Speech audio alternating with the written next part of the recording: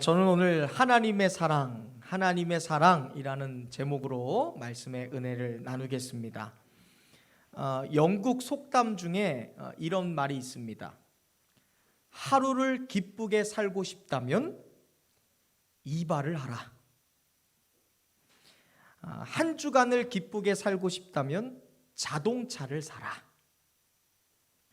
한 달을 기쁘게 살고 싶다면 결혼을 해라. 한 해를 기쁘게 살고 싶다면 새 집을 지어라. 평생을 기쁘게 살고 싶다면 정직한 인간이 되어라. 영원을 기쁘게 살고 싶다면 하나님을 믿어라. 세상의 조건에서 오는 기쁨이라는 것은 지극히 제한적이고 일시적인 것들입니다. 자동차를 사고 새 집을 짓고 새 옷을 입어도 그 기쁨이라는 것이 영원하지 않습니다. 그러나 하나님께로부터 오는 기쁨이라는 것은 영원 불멸의 것인 것을 여러분 믿으시기를 주님의 이름으로 축원합니다. 저와 여러분 모두가 하나님께로부터 오는 영원 불멸의 기쁨을 마음껏 누리고 살아가시기를 주님의 이름으로 축원드립니다. 우리 옆 사람과 인사합시다. 하나님으로 오는 영원한 기쁨을 누리고 삽시다. 네.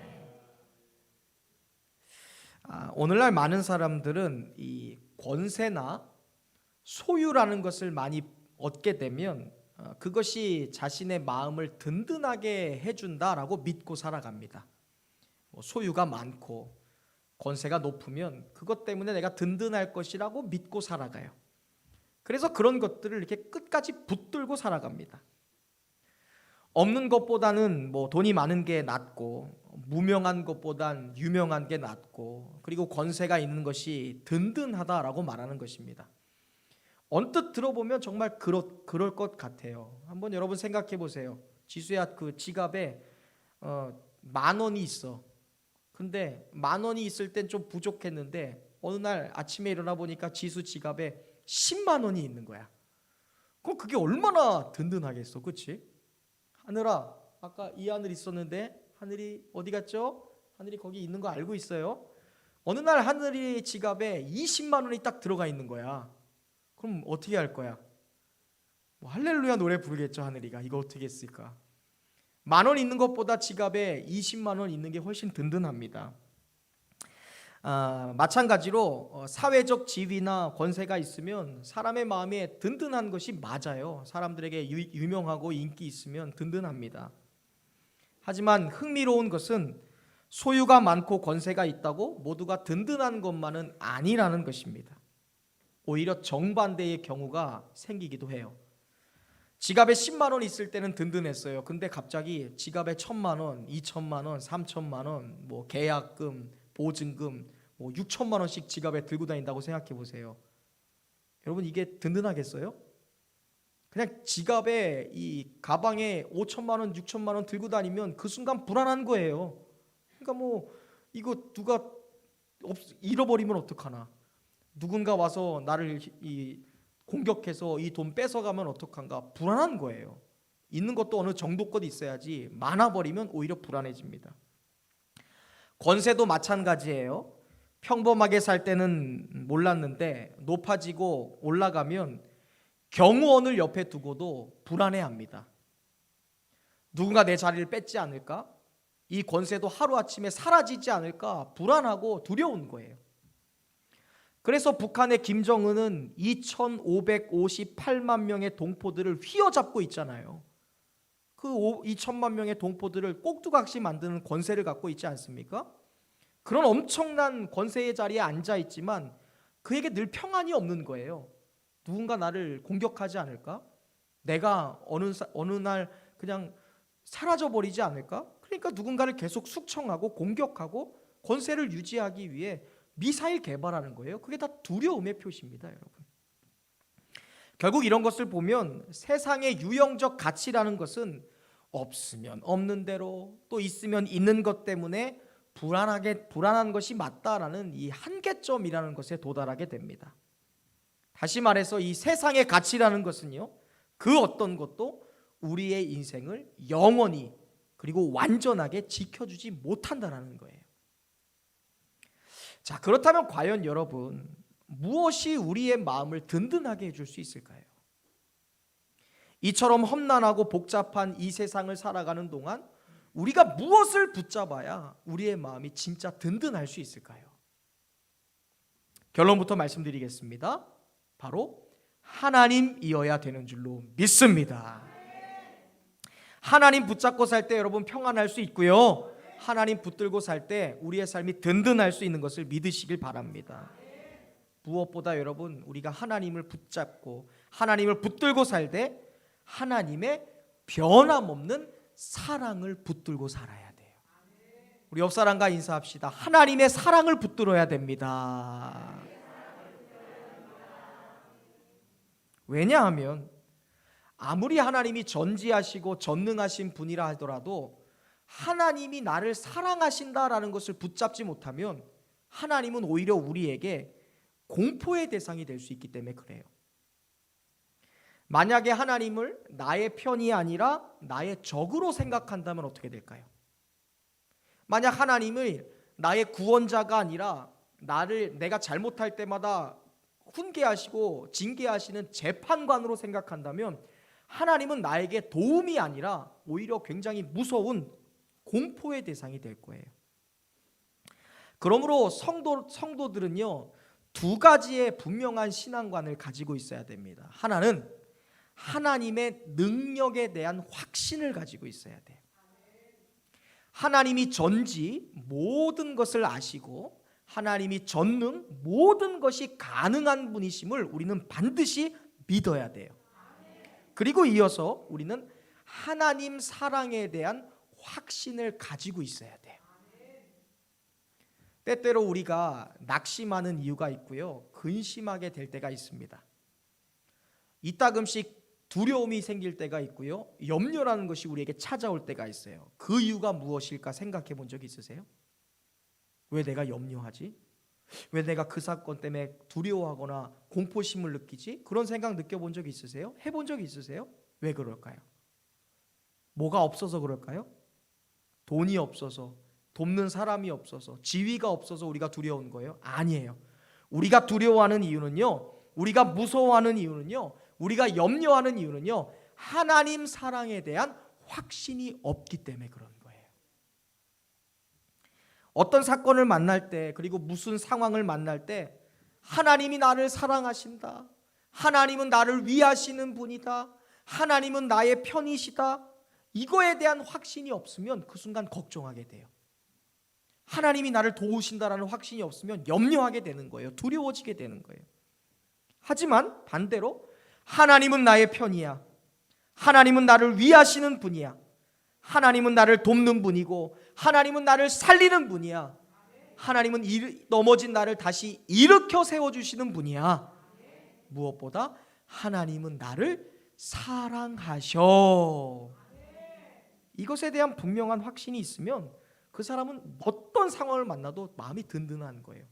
하나님이 나를 사랑하시는데, 하나님이 나의 편이 되시는데 뭐가 두려워요? 뭐가 염려가 돼요? 항상 든든할 수 있어요. 오늘 이러한 신앙의 관점을 우리가 붙들고 이러한 신앙의 관점을 염두에 두고 오늘 말씀을 여러분 들으시기를 바랍니다. 저와 따라서 고백해 보시겠어요? 하나님은 나의 편이시다. 하나님은 나를 도우신다. 하나님은 나를 일으켜 세우신다. 하나님은 나를 사랑하신다. 이 관점에서 오늘 말씀을 들으시길 바라요. 그리고 들려지는 말씀을 통해 하나님 사랑에 대한 분명한 확신을 얻는 저와 여러분 되시길 주님의 이름으로 축원합니다. 과거 이 선민인 이스라엘 백성들도 하나님의 사랑을 확신하지 못해서 하나님의 사랑을 잊어버린 일로 말미암아 아주 깊은 두려움과 공포 가운데 빠지게 되었던 적이 있습니다. 오늘 14절 말씀을 보면요, 그때의 고통을 우리가 고스란히 느껴볼 수가 있어요. 14절 말씀 우리 한번 찾아서 읽어보겠습니다. 14절입니다. 이스라엘 백성들이 깊은 두려움과 고통 속에 빠졌을 때의 탄식의 말씀입니다. 한번 읽어보시죠. 14절입니다. 시작.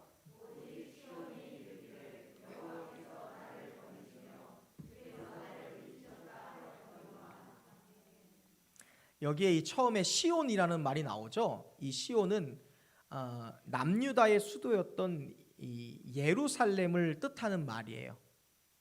그리고 더 넓은 포괄적인 의미에서는 하나님께 선택받은 백성, 선민 이스라엘을 상징하는 말이 시온이에요. 그러니까 성경에서 시온하면 하나님의 백성들, 이스라엘 백성들을 상징하는 단어다라고 생각하시면 돼요. 지금 시온, 그러니까 이스라엘 백성들이 호소하고 있는 거예요. 뭐라고요? 여호와께서 하나님이 나를 버리셨다는 거예요. 하나님이 나를 잊어버리셨나? 이렇게 지금 호소하고 탄식하고 있는 장면입니다. 정말 온 이스라엘이 마치 하나님이 자기를 버린 것과 같은 그러한 고통을 마주한 때가 있었다라는 거예요. 하나님이 나를 잊으셨나? 하나님이 나를 버리셨나? 그렇게 느껴지는 것처럼 엄청난 고통을 마주했던 때가 있다라는 거예요. 그때는 BC 586년이었습니다. 영원할 줄 알았던 이 영광의 나라가 바벨론이라는 신흥 대국에 의해 멸망당했던 때였어요. 그리고 나라를 잃어버렸던 이스라엘 백성들이 바벨론 먼 타국에 끌려가서 포로 생활을 했던 때, 그때가 바로 이 14절이에요. 하나님이 나를 잃어버리셨다, 잊어버리셨다, 나를 버리셨다, 그렇게 느낄 정도로 큰 고통을 이스라엘 백성들이 포로 생활을 하면서 마주하게 되었습니다. 예루살렘을 침략했던 이 바벨론 군대는 가장 먼저 민족의 생명과도 같은 예루살렘 성전을 불태워 버렸어요. 그리고 성전 안에 있었던 모든 기구들을 다 빼앗아 갔습니다. 그때 언약궤가 그때부터 영원토록 지금까지도 사라져 버렸어요. 영광스러웠던 나라는 바벨론의 칼날 앞에 속절없이 무너졌습니다. 견고했던 성읍과 견고했던 성벽들은 다 철저히 무너져 버렸어요.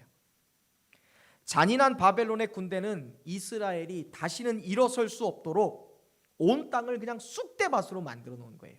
그냥 뭐 벽이면 벽, 가축이면 가축, 농작물이면 농작물 다 불태워 버렸어요. 다시는 일어나지 못하게.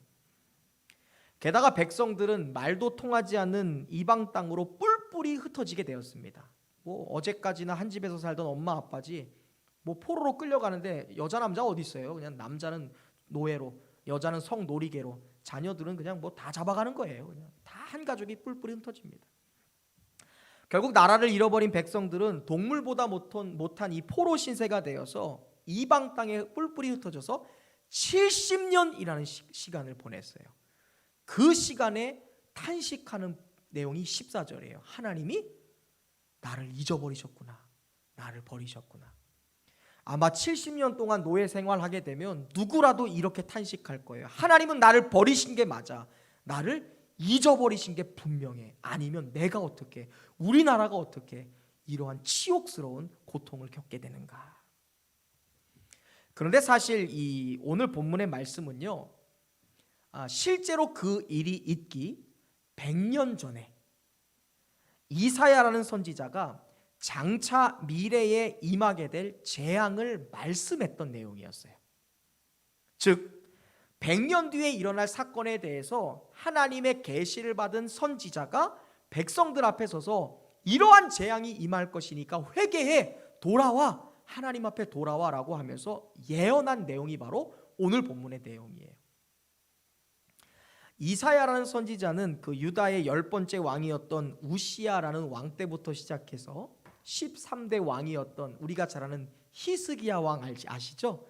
히스기야 왕 때까지 남유다에서 50년 넘게 활동했던 선지자였어요. 특별히 이 이사야의 사역 초기의 왕이었던 아하스라는 왕은 하나님의 말씀을 무시한 채 불신앙을 저질렀던 사람인 동시에 가증한 우상 숭배자였습니다.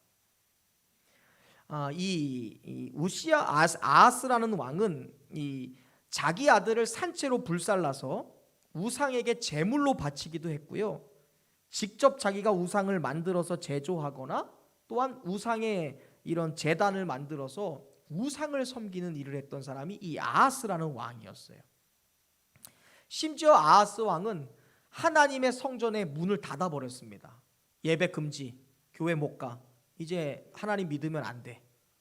유다의 왕이요. 게다가 모든 성전의 기구들을 파괴했어요. 오늘 강대상, 피아노, 하나님 예배할 수 있는 모든 성전의 기구들을 다 부셔버린 거예요. 그리고는 유다의 성읍마다 산당을 세웠어요. 이 산당은 우상 숭배하는 제사터죠. 결국 온 유다 땅을 우상 숭배로 물들게 한 사람이 바로 이 아하스라는 왕이었습니다. 그 결과 유다는 다메섹의 침략을 받았어요. 하루아침에 12만 명이 학살을 당하기도 했고 20만 명이 아수르의 다메섹에 포로로 끌려간 전적이 있습니다. 그때 이사야 선지자나 많은 선지자들이 하나님께 돌아와라, 너희가 우상 숭배하니까 아하스 왕의 그러한 가증한 우상 숭배를 따라서 지금 너희의 모습이 이렇게 살아갈 수는 없다. 하나님의 백성이 어떻게 하나님이 아니라 우상을 섬기고 있느냐, 돌아와라. 아니면 징계, 더 큰 징계가 있을 것이다. 막 회개를 촉구하는데 듣질 않는 거예요. 결국 이스라엘 백성들의 죄로 말미암아 하나님은 바벨론이라는 나라를 사용하셔서 이스라엘을 징계하십니다. 결국 나라는 멸망을 당하게 되었어요. 그리고 백성들은 바벨론으로 끌려가서 70년간의 포로 생활을 하게 되었어요. 지금 이것을 앞으로 100년 뒤에 있을 일을 100년 전에 이사야 선지자가 예언하고 있는 거예요. 실제로 이런 일이 일어났습니다. 하지만 어디까지나 이러한 모든 것들은 하나님 사랑의 다른 표현이었어요. 사랑의 매로서 하나님이 이스라엘 정신 차리게 하고 하나님 사랑을 깨닫게 하시기 위해 바벨론이라는 사랑의 매를 사용하신 것뿐이었어요. 하나님이 잠시 매를 대시는 거예요. 그러나 결국은 하나님이 그 백성들을 아름답게 회복시켜 주실 거예요. 하나님이 잠시 매를 들고 이스라엘 백성들을 혼내주세요. 그러나 결국은 그 백성들을 구해 주실 거예요. 고통스러운 포로 생활을 마침내 끝내주실 겁니다. 그리고 그들을 해방시켜 주실 거예요. 그것이 8절에서 이어지는 말씀이에요. 한번 보세요. 제가 읽어볼게요. 여호와께서 이같이 이르시되 은혜의 때에, 언제요? 해방의 때가 온다는 거예요. 너희를 구원해주고 포로 생활에서 돌아오게 할 그 때가 올 거라는 거예요. 내가 너희에게 응답하겠고 구원의 날에 내가 너희를 도울 것이다. 내가 장차 너희를 보호할 것이며 너희를 백성의 언약으로 삼을 것이다. 나라를 일으켜서 그들에게 황무하였던 땅을 다시 기업으로 상속하게 할 것이다. 내가 사로잡혀 있는 자들에게 이르기를 나오라 할 것이며 흑암에 있는 자에게 나타나라 할 것이다. 12절 말씀 같이 읽어볼까요? 하나님이 포로로 잡혀있는 각 나라에 흩어져 있는 백성들을 돌아오게 하실 거예요. 귀환하게 하실 거래요. 그리고 그 백성들이 어떻게 돌아오는지 12절 한번 읽어보세요. 시작! 어떤 사람은 먼 곳에서, 어떤 사람은 북쪽과 서쪽에서, 어떤 사람은 시님 땅에서 오리라. 지금 나라가 멸망했어요. 하나님이 사랑의 매로 바벨론을 들어서 그들을 쫓아내셨어요. 정신 차리지 않으니까 충격요법 쓰신 것이죠. 70년 동안 각 나라에 흩어져서 고통당하는 거예요. 뿔뿔이 흩어져서 노예로 살아가는 거예요. 근데 그것이 끝이 아니라는 거예요.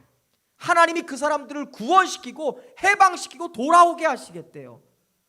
모든 곳, 먼 곳에 있는 사람이든 가까이에 있는 사람이든 높은 곳에 있든 낮은 곳에 있든 모든 땅에 있는 백성들을 하나님이 잊지 않고 다 돌아오게 하시겠다라고 약속하신 거예요. 하나님은 바벨론 포로로 잠시 고난을 받겠지만 결국 그들을 해방시키실 것이래요. 그들을 귀환하게 하심으로 구원하시겠다라고 약속하셨어요. 하지만 이스라엘 백성들은 그러한 약속의 말씀을 들었어요. 이사야 선지자를 통해 이미 예언받은 거예요. 그런데도 낙심하고 있어요. 14절 말씀 뭐라 그래요? 하나님은 나를 잊어버리셨다. 하나님은 나를 버리셨다. 하나님이 분명히 예언하신 거예요. 돌아올 거야. 구해줄 거야. 회복시켜줄 거야. 일으켜 세워줄 거야. 모든 것 전화위복시켜줄 거야. 회복시킬 거라고. 그 이야기를 들었으면서도 여전히 원망하고 있는 거예요. 그 이유가 무엇일까? 그들이 하나님의 사랑을 철저하게 잊어버렸기 때문에 그런 거예요. 하나님이 나를 사랑하신다, 나는 하나님의 사랑받는 자녀다라는 사실을 잊어버리니까 불안한 거예요. 두려운 거예요. 현실이 보이는 거예요. 오늘 우리에게도 이러한 일이 생길 때가 있습니다. 우리에게 어려운 일이 닥치거나 우리에게 어떠한 문제가 생길 때 그런 생각해요. 하나님이 나를 사랑하지 않나? 나를 사랑하신다면 내가 이러한 어려움에 빠지나? 이러한 고통 속에 내가 어떻게 처할 수 있나? 하나님은 나를 사랑하지 않는 것 같아 라는 의심이 들 때가 있어요. 때로는 우리 스스로 범죄한 거예요. 내가 죄를 지어서 내가 하나님께로 멀어진 건데 오히려 하나님이 나를 버리신 것처럼 느낄 때가 있다라는 거예요. 그런 일들이 계속 일어나다 보면 낙심돼요. 두려워요. 이스라엘 백성들처럼 하나님이 나를 잊어버리셨나 보다, 하나님이 나를 버리셨나 보다, 그렇게 낙심할 때가 있다는 것이죠. 근데 여러분, 하나님은 우리에게 분명히 말씀하세요. 아니야, 나는 너희를 버리지 않았어. 나는 절대로 너희에게서 떠나지 않아. 너희를 향한 나의 사랑은 여전해. 내 사랑은 어떤 경우에도 변하지 않아 라고 말씀하세요. 그 분명하고 확실한 사랑을 오늘 우리는 본문에서 찾아볼 수 있어요. 하나님은 하나님의 사랑을 믿지 못해서 불안해하고 낙심하고 염려하는 그런 이스라엘 백성들에게 하나님의 사랑을 다시 한번 깨닫게 하시기 위해 이 이사야라는 선지자를 통해 하나님의 사랑이 어떠한 사랑인지 세 가지를 통해 말씀하세요. 첫 번째, 15절과 16절에 보니까 세 가지 표현이 나오는데 이 말씀은 하나님의 사랑이 얼마나 놀랍고 위대한지를 우리에게 말씀해 주세요. 첫 번째, 하나님의 사랑은 오늘 본문에서 이와 같은 모습으로 나타납니다. 우리 화면에 하나님의 사랑이 어떠한 사랑인지 한번 읽어보시죠. 시작. 하나님의 사랑이 어떤 사랑이라고요? 우리 15절 말씀 함께 같이 읽어보겠습니다. 15절입니다. 시작.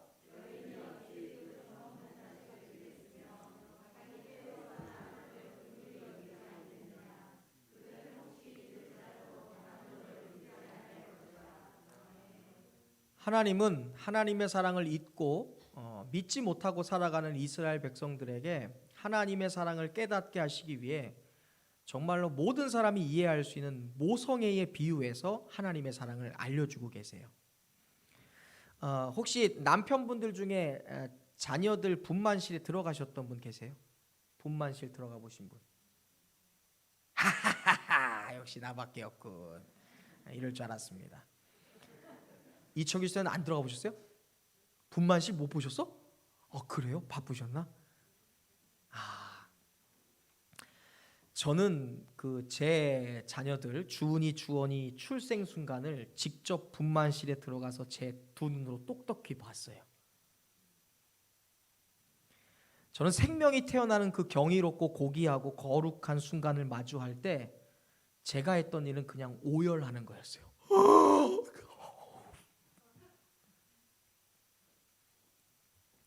무엇보다도 저는 눈의 실핏줄이 다 터져 나가고 진짜 하반신이 떨어져 나가는 산통을 이겨내고 두 아이를 출산했던 제 아내의 모습을 잊을 수가 없어요.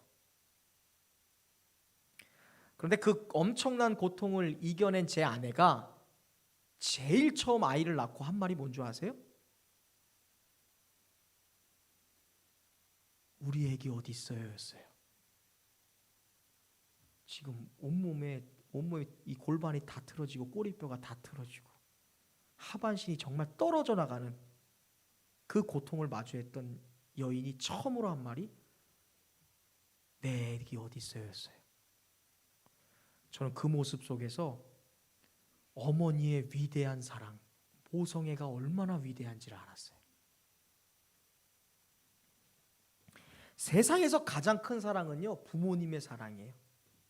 성준아, 세상에서 가장 큰 사랑이 뭐라고? 근데요, 아빠들에게는, 남편들에게는 좀 미안할, 섭섭할지 모르겠지만 부모님의 사랑도 다 같은 사랑은 아니야. 사실 엄마의 사랑이 더 큰 것 같아. 어머니의 사랑이 정말 대단해요. 내가 그걸 봐서 알아, 내 눈으로. 하지만 부모라도요, 이기적인 마음 때문에 자식을 잇는 경우가 있어요. 자기 살겠다고 자식을 버리는 부모도 있더라고요. 또 포기하는 건 아닌데 무능력함 때문에 어쩔 수 없이 자식을 놓아줄 수밖에 없는 상황에 마주하는 부모님도 계세요. 그런데 여러분, 오늘 말씀은 하나님의 사랑은 인간의 최고의 사랑보다 더 크고 위대하다라고 말씀해요. 모성의 사랑이 그렇게 큰데 그거보다 더 크다라는 거예요. 15절 하반절 보세요. 그들은 혹시 뭐래요? 잊을지라도 나는 너를 잊지 아니할 것이다. 성은아, 엄마는 너를 잊을지라도 하나님은 너를 잊지 않는데. 여기 혹시라는 말 있죠? 이 혹시라는 말은요, 불확실하다라는 뜻이에요. 하나님이 모르신다는 게 아니라 혹시라는 표현이 좀 번역상 잘못됐어요. 이 말은 불확실하다는 거예요. 아무리 큰 모성애라 할지라도 완벽할 수 없다라는 거예요. 시들 수도 있고요, 포기할 수도 있고요, 나의 의지와는 달리 무력함 때문에 끝까지 책임질 수 없는 것이 모성애의 사랑이라는 거예요. 아무리 모성애의 사랑이 커도 끝까지 불확실하다는 거예요. 그런데 하나님의 사랑은 다르대요. 하나님의 사랑은 완벽한 사랑입니다. 하나님의 사랑은 우리를 끝까지 완벽하게 책임져 줄 수 있는 사랑이다라고 말씀해요. 다윗은 시편 27편 10절에서 그런 말씀을 합니다. 내 부모는 나를 버렸으나 여호와는 나를 영접하시리라. 누구의 고백이라고요? 다윗. 여기에 다윗이 내 부모가 나를 버렸다고 얘기하는데 실제로 다윗의 부모가 다윗을 버렸다라는 말이 아니에요. 이 시편 27편은 다윗이 원수들에게 쫓김을 당할 때, 그것이 압살롬인지 사울인지 아니면 다른 대적인지 모르지만 위태위태한 순간을 만날 때 지었던 시로 알려져 있어요. 내 부모는 나를 버렸다라는 말은 버렸다라는 게 아니라 그러한 위태위태한 순간, 목숨이 오고 가는 순간에 내 부모도 어쩔 도리가 없었다라는 말이에요. 내 아들이 반역을 일으켜서 나를 쫓고 사울이 나를 죽이려 할 때 내 부모도 끝까지 나를 보호할 수 없었다라는 말이에요. 부모의 사랑에 한계점이 있었다라는 말이에요. 그러나 여기에 뭐라 그래요? 하나님은 나를 영접하신다라고 말해요. 영접이라는 말은요, 거두어 들었다. 농사 지을 때 농부가 마지막 추수할 때 사용하는 용어가 여기에서 사용한 영접이에요. 거두어 들인다, 모아들이다. 아무도 나를 책임져 줄 수 없어, 부모도 나를 도울 수 없을 때 하나님이 나를 거두어 주셨고 나를 끝까지 도와주셨다라고 고백하는 거예요. 하나님의 사랑이 어떠한 사랑인지를 말씀하는 거예요. 비단 기억만 하는 게 아니라 모든 것을 완벽하게 책임져 줄 수 있는 사랑, 완전한 사랑이 바로 하나님의 사랑이라고 말하는 거예요. 아무리 큰 모성애라 할지라도 세월 지나면 자식 남겨주고 여러분 떠나게 돼요. 조연수 성도들이 끝까지 지수와 딸들 보호할 수 없어요. 시간 지나면 나는 떠나게 되는 거예요. 내 손에서 놀 수밖에 없어요. 내가 세월이 지나면 몸이 약해져요. 더 이상 자녀를 책임져 줄 수 없는 때가 와요. 우리 이철규 집사님이 이제 20대시잖아요. 그러니까 지금 아직도 열정이 있어요. 근데 내가 약해져요. 내 힘으로 내 자녀들 끝까지 책임져 줄 수 없는 상태가 있다는 거예요. 저도 마찬가지고요. 인간의 사랑은 내 의지적으로 할 수 없어요. 한계적인 거라는 거예요. 다윗은 그것을 말해요. 내 부모도 할 수 없는 일이 있었더라. 그런데 말하는 거예요. 하나님의 사랑은 변하지 않는다. 완벽하게 나를 책임져 주시고 완벽하게 나를 끝까지 보호해 주셨다. 이것을 믿고 확신하고 살아가는 성도들 되시길 주님의 이름으로 축원합니다. 두 번째, 하나님의 사랑은 이런 사랑이에요. 이렇게 표현되고 있습니다. 함께 읽어보시죠. 시작. 네, 옆 사람과 인사합시다. 사람은 잊어도 하나님은 잊지 않습니다. 네, 하나님이 여러분을 이렇게 사랑하시는 거예요. 16절에 보면 또 하나의 비유가 나오는데 이런 말이에요. 내가 너를 내 손바닥에 새겼고. 하나님은 이스라엘 백성들을 자신의 손바닥에 새겼다고 말씀해요. 민지야, 왜 손바닥에 새길까? 박수. 맞아요. 잊지 않으려고. 시험 볼 때 여기다 컨닝 페이퍼 아니잖아요. 잊지 않으려고 계속 보려고 하는 거잖아요. 윤석열 씨가 왜 왕자 적었을까? 모르는 거죠. 자기만 아는 거죠. 하나님이 자기 백성을 자신의 손바닥에 새겼다고 말씀하시는 것은 잊지 않고 기억하시기 위함이에요. 신체에 무언가를 새기는 것은요, 고대 중근동에서 일반적인 풍습이었어요. 오늘날로 말하면 문신하는 거예요. 자신의 소유를 나타내기 위해, 나의 것을 기억하기 위해 몸에다가 무엇을 새기는 것이 옛날 풍습이었어요. 얼마 전부터 우리 교회에 이상한 문화가 하나 생겼어요. 분명히 쌩얼인데 눈썹이 진한 여자들이 생기기 시작했어요. 한 명이 그러더니 다음 주에 또 다른 한 명이 분명히 쌩얼인데 눈썹이 진해. 그 다음에 두 명이 수땡이가 돼서 와요. 그 다음에는 남자도 그래요. 그리고 얼마 전엔 제 아내도 눈썹이 진해서 왔어요. 그리고 이제는 저보고도 하래요. 아내가 눈썹 문신하고 왔길래 신기해서 제가 잘 때 만져봤어요. 지워지나 안 지워지나. 절대 안 지워져. 침 발라서 했는데 안 지워져.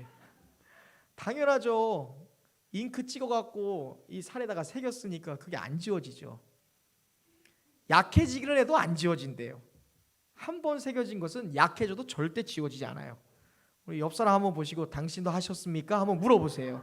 물어보세요. 이렇게 만져보시든지. 네. 우리 김경호 집사님도 좀 하셔야 돼. 여러분, 하나님이 왜 이러한 인간적인 풍습에 빗대어서 말씀하셨을까? 자기 백성을 향한 지속적인 관심과 사랑을 지금 표현하시는 거예요. 하나님이 눈에 가장 잘 보이는 손바닥에다가 우리의 백성들의 이름을 새겼다는 건 절대로 잊지 않으시겠다라는 거예요. 내가 하늘을 잃지 않고 내가 건우를 절대 잊지 않겠다라는 의지적인 표현이에요.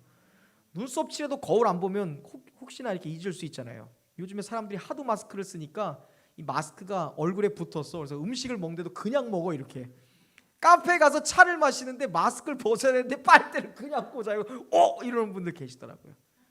그러니까 내가 마스크를 쓰고 있어도 보지 않으면 잊어버리는 거예요. 핸드폰 들고 있는데도 핸드폰 어딘지 찾는 분들 계시잖아요. 보통 내 아내래 또. 하나님이 우리를 손바닥에 새겼다는 건 잊지 않기 위해서예요. 가장 잘 보이는 곳에 이름을 새겼다는 것은 절대 잊지 않으신다는 거예요. 그게 하나님의 사랑이에요. 심지어 우리가 하나님을 배반하고 실수하고 범죄해도 멀리 떠나가도 여전히 손바닥에 새기시고 기억하고 계신다는 거예요. 혹시 징계할지라도 결코 버리시지 않는다는 거예요. 있는다면 우리가 있는 것이죠. 떠나갔다면 내가 떠나가는 거예요. 하나님이 이처럼 우리를 잊지 못하시는 이유가 무엇일까? 사랑하는 자식이기 때문에 그래요.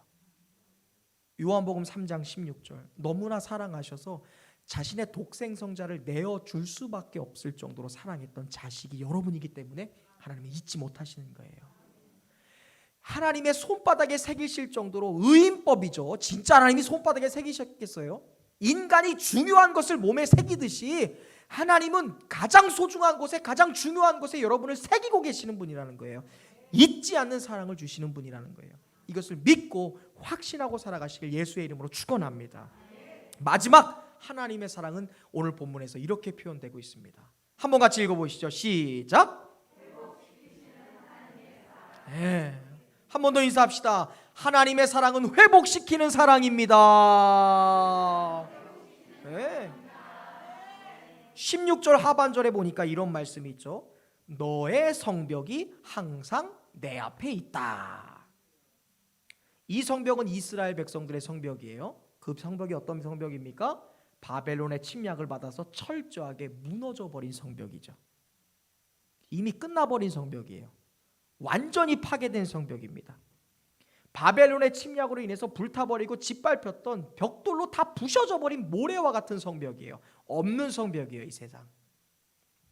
그런데 하나님은 그 성벽이 항상 내 앞에 있다라고 얘기해요. 내 앞에 있다라는 건 나와 마주 서 있다. 내가 무엇을 할 때 항상 내 앞에 서 있다라는 표현이에요. 내 앞에 있다라는 것은 하나님이 있지 않고 늘 눈을 떼지 않고 그것을 바라보고 계신다는 거예요. 무너진 성벽을. 사람들은요, 무너지면 버려요. 내가 무너지면 버려. 그 사람이 무너지면 포기해. 사람은 무너지면 떠나버려요. 무너진 모래성 왜 다시 세워요, 여러분?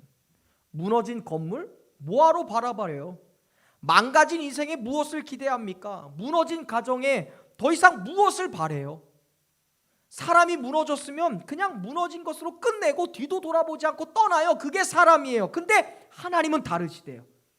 하나님은 무너진 자녀들의 성벽을 모른 척하지 않으시고 그냥 그것을 그냥 항상 내 눈앞에 두고 있다라고 말하는 거예요. 누군가 무너졌어요. 누군가 쓰러졌어요. 누군가 아파했어요. 이것을 하나님이 눈앞에 두고 보고 계신다는 거예요. 왜? 너무 안타까워서. 때로는 현수가 넘어질 때 아유 쟤 왜 저래? 그냥 놔둬가 아니라 모른 척하지 않고 하나님은 그것을 바라보고 계신다는 거예요. 왜? 일으켜 세우려고. 김문일 형제가 낙심하고 좌절할 때 사람들은 아우 아빠 또 왜 저래? 아빠 왜 저래? 하는데 하나님은 안 그래요. 눈앞에 세우시고 김문일 성도를 바라보고 계세요. 왜? 너무 긍휼한 나머지 일으켜 세워주고 회복시켜 주려고요. 사람들은 묻어버려요. 모른 척 지나가요. 그런데 하나님은 그렇지 않는다는 거예요. 긍휼의 마음으로, 사랑의 마음으로, 아버지의 마음으로 바라보시는 거예요. 그러니까 다시 세워지지 않을 수 없는 거예요. 하나님이 바라보고 계시니 회복 안 될 수가 없는 거예요. 그래서 우리 안나자매 어때요? 매일매일 회복하잖아요. 바간나라는 사람을 하나님이 눈앞에 세워두고 계신 거야. 그러니까 회복시켜주는 거예요. 은혜가 있는 거예요. 축복이 있는 거예요. 이렇듯 하나님의 사랑은 회복시키는 사랑이에요. 결코 포기하지 않는, 결코 모른 척하지 않는 사랑. 그 사랑을 저와 여러분이 믿으시기를 주님의 이름으로 축원합니다. 사랑하는 여러분, 하나님의 위대한 사랑을 믿는다면 과거는 실패한 이스라엘일지라도 현재는 무너진 이스라엘일지라도 모두 다 결국은 회복될 것을 믿으시기를 바랍니다. 18절 하나님은 말씀하셨어요. 나의 삶을 가리켜서 맹세하신다라고 말해요. 하나님이 맹세하신 거예요. 이것은 반드시 이루겠다는 거예요. 회복시킬 거야.